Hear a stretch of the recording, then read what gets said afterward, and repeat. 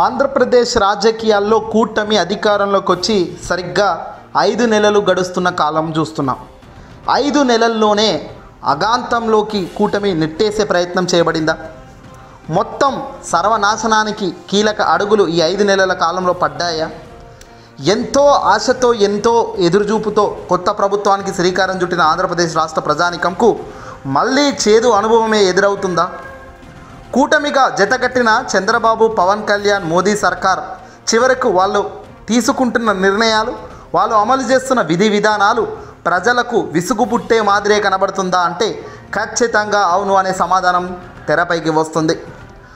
కేవలం 5 నెలల్లోనే ఏ స్థాయికి టీడీపీ కూటమి దొరికిందో, ఏ స్థాయిలో వాళ్ళ పతనం ప్రారంభమైందో ఇటీవల కొన్ని ఇన్సిడెంట్స్ను ఉదాహరణగా తీసుకొని చెప్పవచ్చు. అయితే ఇక్కడ మొదటికే మోసం ఎక్కడొచ్చింది అనేది అందరి నోట వినబడుతున్న ప్రశ్న. మొత్తం నువ్వే చేశావు అనేటట్టుగా ఇప్పుడు చంద్రబాబు అడ్డంగా కూటమిలో దొరికిపోయారు. చంద్రబాబు నేతృత్వంలోని కూటమి అధికారంలోకి వచ్చిన నేపథ్యంలో మోదీ సర్కార్ ఎన్డీఏలో చాలా కీలక రింగ్ మాస్టర్గా చంద్రబాబు నిలబడ్డారు. అందరూ ఆశించినట్టే కేంద్రం ఇంతే మద్దతుగా, ఇంతే దూకుడుగా ఉంటుందనుకున్నారు. కానీ రాను రాను చంద్రబాబు నిర్ణయాలు, కూటమి చేసిన అరాచక పరిపాలన వల్ల పూర్తిగా భ్రష్టు పట్టిపోయింది. ఎట్టకేలకు తాజాగా సుప్రీంకోర్టు ఇచ్చిన ఓ తీర్పుతో ఒక్కసారిగా ఇప్పుడు అంతా కంగుతిన్నారు. టీటీడీ లడ్డూ వివాదాన్ని తెరపైకి తెచ్చిన వ్యక్తి ముఖ్యమంత్రి, కూటమి అధినేత చంద్రబాబు అయితే దాన్ని పతాక స్థాయికి తీసుకెళ్ళింది డిప్యూటీ సీఎం హోదాలో పవన్ కళ్యాణ్. ఈ ఇద్దరి చెంపలు పలగొట్టే పనిచేసింది సుప్రీంకోర్టు ధర్మాసనం. సుప్రీంకోర్టు మెట్లెక్కిన లడ్డూ వివాదం తెరపైకి రావడం, జరుగుతున్న దుష్ప్రచారాలపై చాలా సీరియస్ అయింది. సుప్రీంకోర్టు ధర్మాసనం సీరియస్ కావడమే కాదు, చురుకులు అంటించింది. ముఖ్యమంత్రి స్థాయిలో ఉన్న వ్యక్తి ఎలాంటి ఆధారాలు లేకుండా లడ్డూలో కల్తీ జరిగిందని ఎలా చెబుతాడు? వాస్తవానికి లడ్డూలో అసలు కల్తీ జరిగిందా? ఆ లడ్డూను టెస్టుకు పంపించారా? లడ్డూలో కల్తీ నెయ్యి కలిసింది, జంతువులకు సంబంధించిన కొవ్వు పదార్థాలు కలిసాయని ఎక్కడైనా నిరాధారణ ఆరోపణలు చేయడం ఎంతవరకు కరెక్ట్ అంటూ సుప్రీంకోర్టు ధర్మాసనం ఆగ్రహం చెందింది. ఈ దెబ్బతో అన్నీ సర్దుకున్న చంద్రబాబు టీం తాజాగా ఇప్పుడు కూటమిలో జతకట్టి ఉన్న ఆల్రెడీ జనసేనకు సంబంధించిన వ్యక్తులు, అలాగే కేంద్ర పెద్దలు అందరూ కూడా ఇప్పుడు పటాపంచలు తెగించుకొనికే సిద్ధమవుతున్నారు. కూటమి ఏ క్షణంలోనైనా విడిపోయే ప్రమాదం కష్టంగా కనబడుతుంది. చంద్రబాబుతో జతగట్టి ఇలాగే ముందుకు పోతే పెను ప్రమాదం ఉందని గ్రహించిన బీజేపీ పెద్దలు దీనికి తగ్గట్టుగా యాక్టివిటీ ప్లాన్ చేస్తున్నారట. మొత్తం చంద్రబాబే చేశాడు. మొదటి నుంచే చంద్రబాబు నైఖరి ఇదే. అధికారం వచ్చేదాకా ఒక మాదిరుంటాడు, అధికారం వచ్చినాక మరో మాదిరుంటాడు అంటూ కేంద్ర పెద్దలు ఆగ్రహం చెందుతున్నారు. అందులో కీలక అమిత్ షా లాంటి వ్యక్తులే చంద్రబాబుపై ఇప్పుడు గుర్రుగా ఉన్నారు. హిందూ ధర్మాన్ని రక్షించాల్సిన పరిస్థితుల్లో లేకుండా పూర్తిగా హిందువుల మనోభావాలను ప్రపంచవ్యాప్తంగా దెబ్బకొట్టే కార్యక్రమానికి శ్రీకారం చుట్టిన చంద్రబాబు ఇటీవల టీటీడీ లడ్డు వివాదం ఢిల్లీ పెద్దలు సైతం ఆగ్రహం పుట్టిస్తుంది. సుప్రీంకోర్టు వేసిన మొట్టికాయల అనంతరం చంద్రబాబుతో కీలక కేంద్ర పెద్దలు మాట్లాడారు. మొత్తం నువ్వే చేశావు, మొదటి నుంచి నువ్వు ఇంతే అంటూ కూడా చంద్రబాబుకు కేంద్ర పెద్దలు సైతం చురుకులంటించారు. పైగా చంద్రబాబు చేసింది కరెక్టే అనేటట్టుగా పురంధేశ్వరి సమర్థించే విధానానికి కూడా మరింత రెట్టింపు ఇప్పుడు బీజేపీని, చంద్రబాబును కలిపి ప్రజానికం తిడుతున్నారు. ప్రజల్లో టీటీడీ లడ్డు వివాదం చాలా క్వశ్చన్ మార్క్తో ఉండేది. కానీ సుప్రీంకోర్టు ఎప్పుడైతే ఘాటు వ్యాఖ్యలు చేసిందో, మొట్టికాయలు ఇచ్చిందో అప్పుడు అందరూ ప్రజానికం కూడా స్పష్టంగా అర్థమైంది. మొత్తం చంద్రబాబు నోటి నుంచే ఒక అబద్ధం వచ్చిందని, ఆ అబద్ధాన్ని కప్పిపుచ్చుకునేందుకు ఎన్నో శక్తులు ఒడ్డించి మరి దాన్ని రంగరిస్తున్నారు. కానీ జరగాల్సిన నష్టం జరిగినాక ఎంత మాట్లాడితే ఏం లాభం? వీళ్ళందరూ పోను పవన్ కళ్యాణ్ డిప్యూటీ సీఎం హోదాలో ఆయన రెచ్చిపోయాడు. సనాతన ధర్మం అన్నాడు, ధర్మ పరిరక్షిత అన్నారు. ఇక ప్రాయశ్చిత్త దీక్ష అంటూ కొత్త గేమ్స్ మొత్తం ప్రారంభించారు.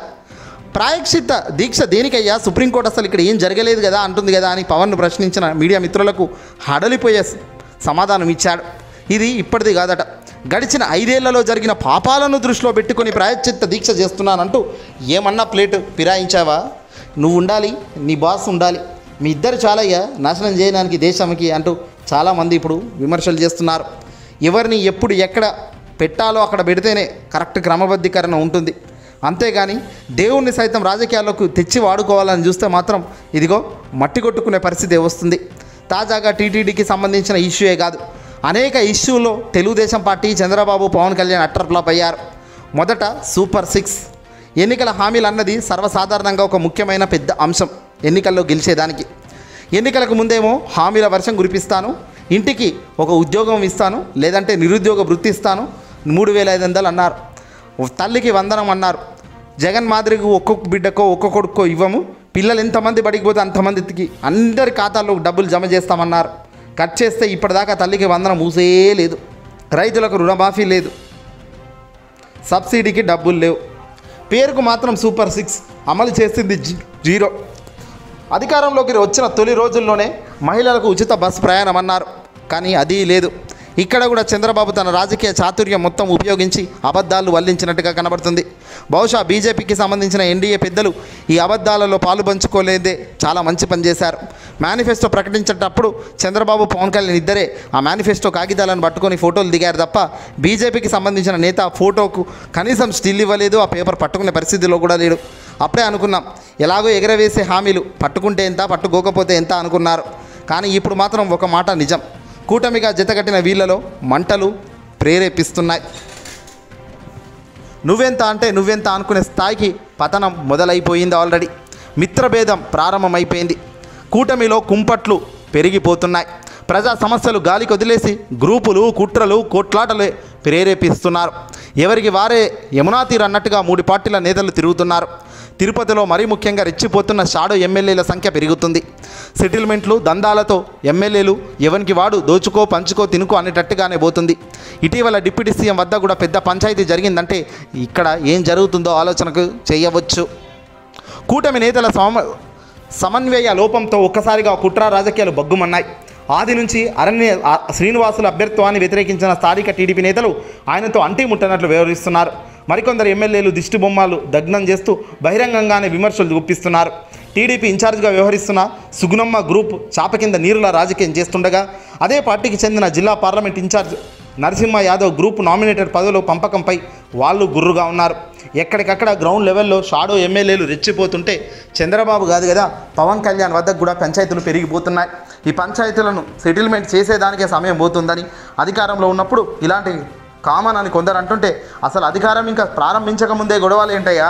ఇక రాబోయే రోజుల్లో స్థానిక సంస్థల ఎన్నికలు, గ్రామ సచివాలయ, మున్సిపాలిటీ ఎన్నికలు, ఇలా అనేక ఎన్నికలు వస్తుంటాయి.